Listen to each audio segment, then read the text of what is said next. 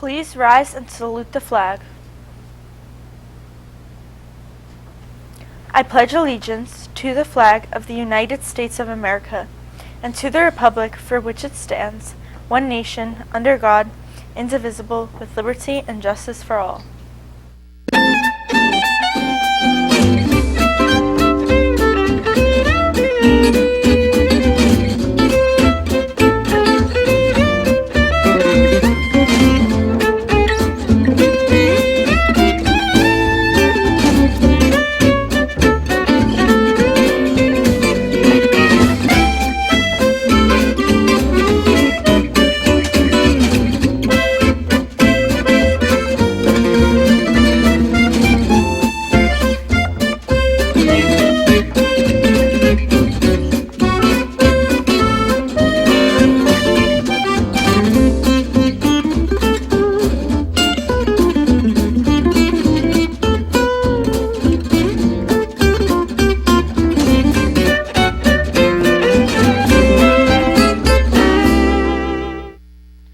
Good morning and welcome to RPtv.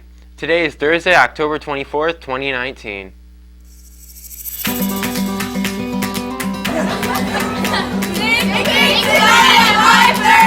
See you there!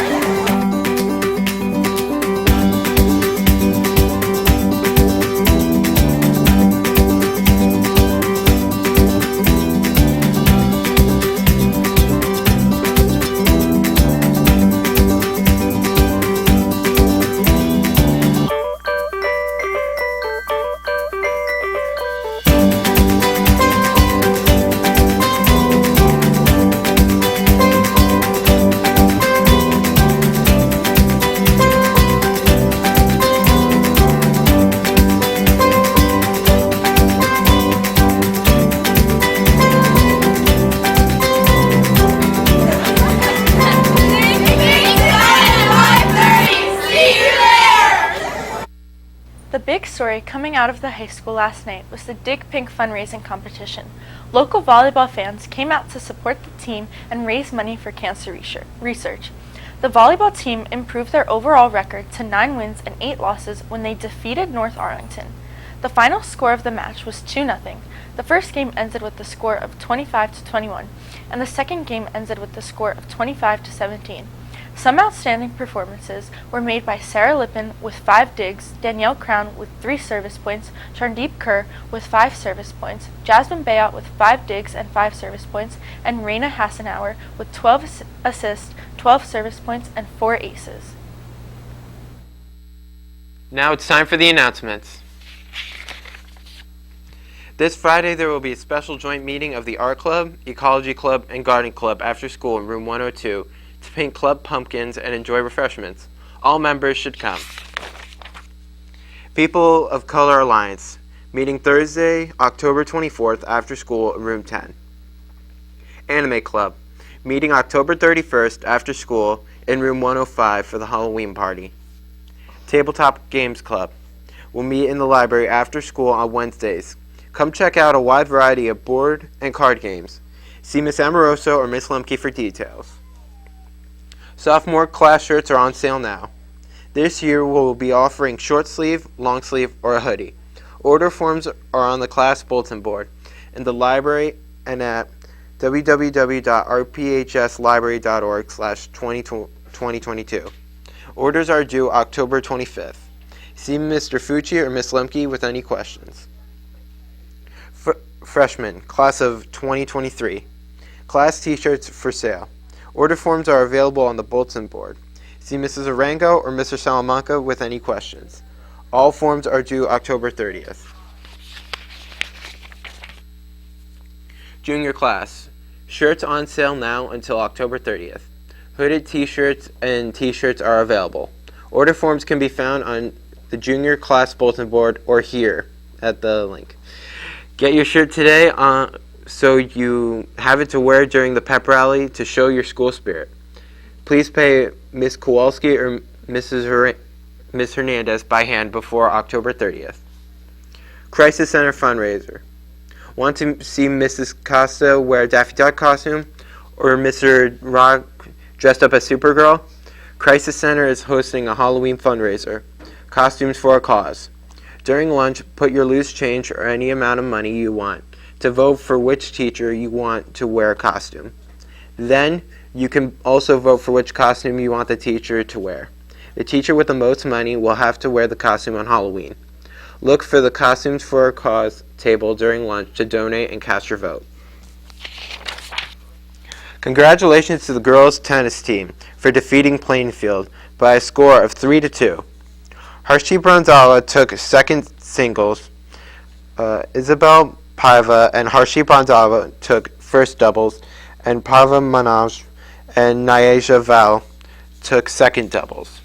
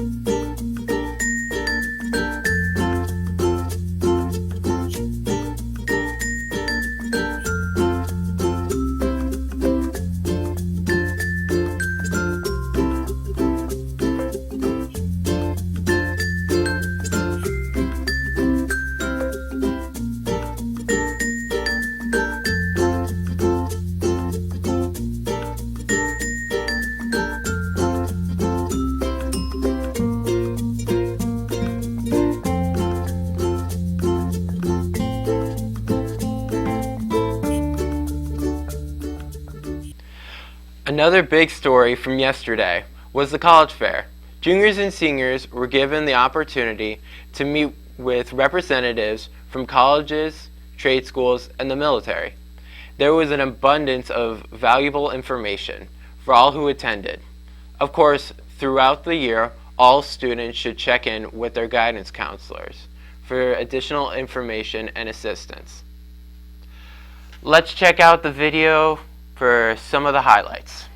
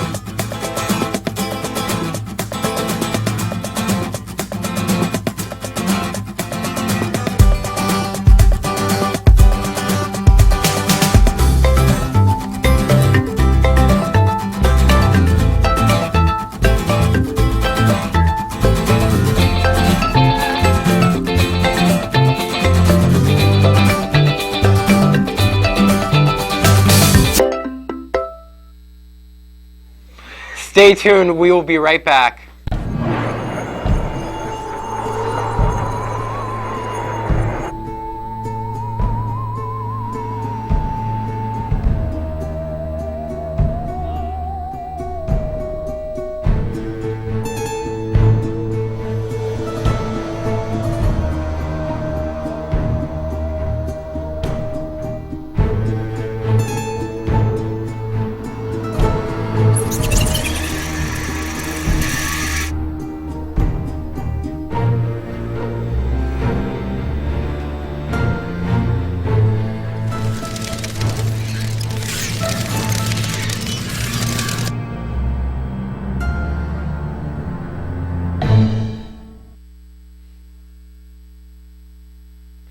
Thanks for watching RPtv. Stay tuned for CNN 10.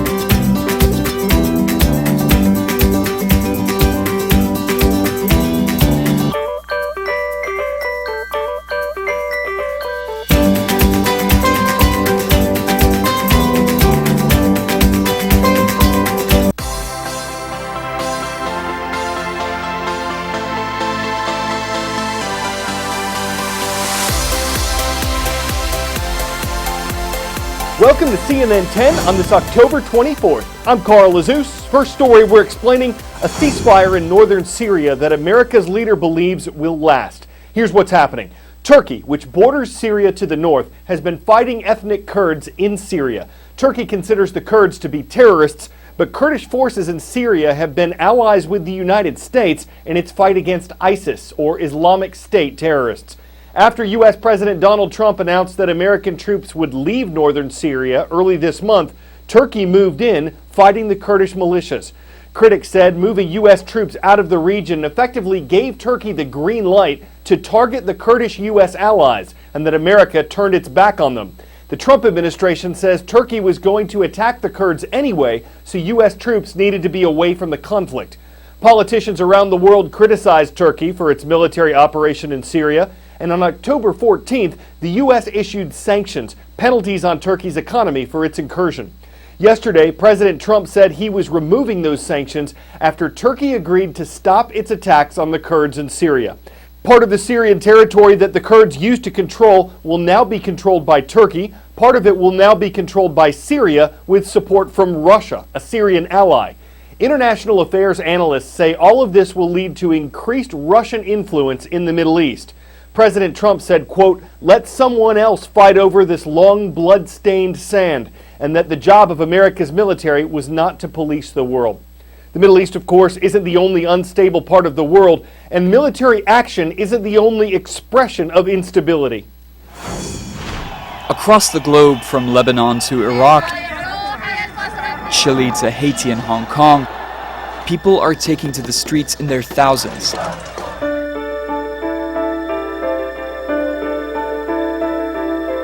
They start with a spark, and so often ignite lengthy protests, bringing cities to a standstill, governments to their knees, and blood on the streets.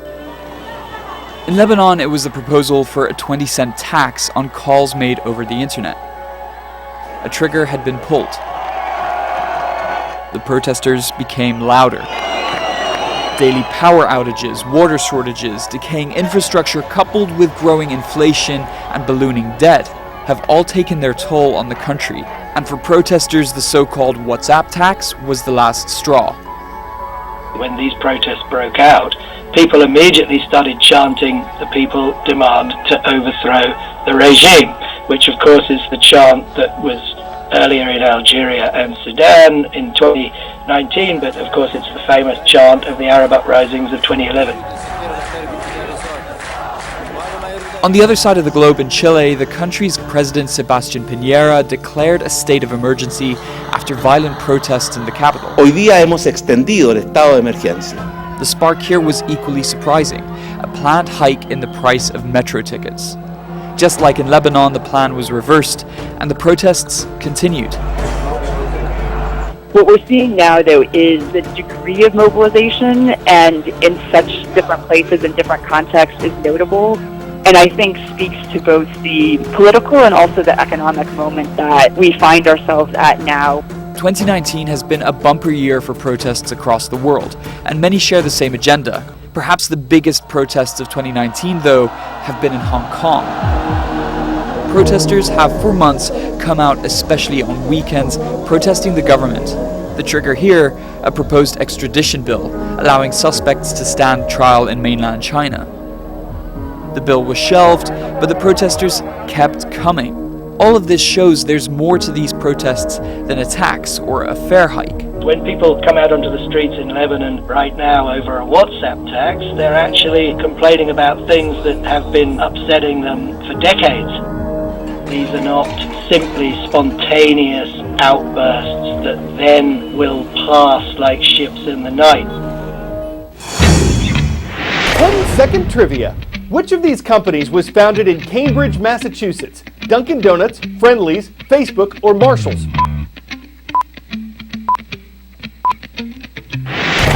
All of these companies began in Massachusetts, but only Facebook was launched in Cambridge at Harvard University. The site upended communication as we know it. Could Facebook upend the financial system as we know it? Facebook CEO Mark Zuckerberg testified on Capitol Hill yesterday. One focus was on something called Libra. It's a project by Facebook to develop a cryptocurrency, a virtual form of money, and the company hopes to launch it next year. Libra would be managed by 21 companies, including Facebook, and more than 2 billion Facebook users around the world could potentially have access to it. Lawmakers are concerned because Libra could make Facebook even more powerful, and the company's made several high-profile mistakes in handling its users' privacy. It's also been under pressure to prevent the spread of fake news and to ensure that political advertisements on Facebook are truthful. Let me be clear, you do no fact-checking on any ads, is that correct? Chairwoman, what we do is we work with a set of independent fact-checkers who... Somebody fact-checks on ads. You contract with someone to do that, is that right? Chairwoman, yes. And tell me, who is it that they fact-checked on? Chairwoman, what we do is when content is getting a lot of distribution and is flagged by members of our community or by our technical systems, it can go into a queue to be reviewed by a set of independent fact-checkers. They can't fact-check everything, but the things that they get to, and if they mark something as false, then we... All right, my time has expired, and someone else will continue on this line of questioning. So add to that questions about Libra. Zuckerberg says it could extend America's financial leadership and democratic values, but lawmakers could try to block it if they don't think Facebook will be responsible enough with it. Now, Libra is being called a simple global currency, but it's actually pretty complex. This is how it's going to work. To access it, you need software, and this is what Facebook's version of that looks like. It's called Calibra, and when it launches next year, it'll integrate Facebook Messenger and WhatsApp, so in theory, you can send money just like you would send an emoji. So that's what users are going to see, and here's what's going on behind the scenes. Essentially, Libra is a cryptocurrency, a digital coin that exists on a blockchain, but it's different from the other cryptocurrencies we know like Bitcoin, and here's why. It's reserve-backed, so it's backed by real-world assets. Every Libra coin will be matched by these real-world assets, and those are going to be a basket of bank deposits and short-term government securities, probably US Treasuries. Now that is designed to make it stable, low volatility assets. It's essentially what's being called a stable coin, and that is also different from Bitcoin, where we've seen these wild swings in the price really ever since that currency started. Now it's also designed to be low cost, small fees for cross-border transfers. Facebook says it will use the interest from the reserve of those assets to keep fees low for users of Libra. Now, it's also supposed to be fast. We know that the system, when it comes to Bitcoin, became increasingly clunky because it was overloaded. This will handle, Facebook says, 1,000 transactions per second at launch. Now, the big concern with all of this is how much power is Facebook going to have? It's already under scrutiny for its influence over society and its handling of customer data. Now, when it comes to the currency Libra, Facebook says it has no more power than any of the other 27 partners. Companies like Vodafone, like Visa, Lyft, eBay, Uber, all of those companies have an equal vote. Facebook only controls the subsidiary Calibra. And when it comes to data, they say that the user data from Facebook will be kept separate from the financial data from Calibra. Now, of course, for this whole project to succeed when it launches next year, building trust in this system will be crucial. Clara Sebastian, CNN, New York.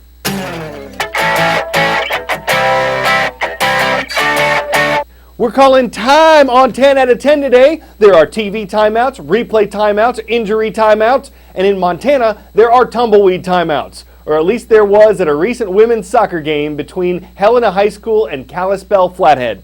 Some of the players posed with it. A referee eventually grabbed it.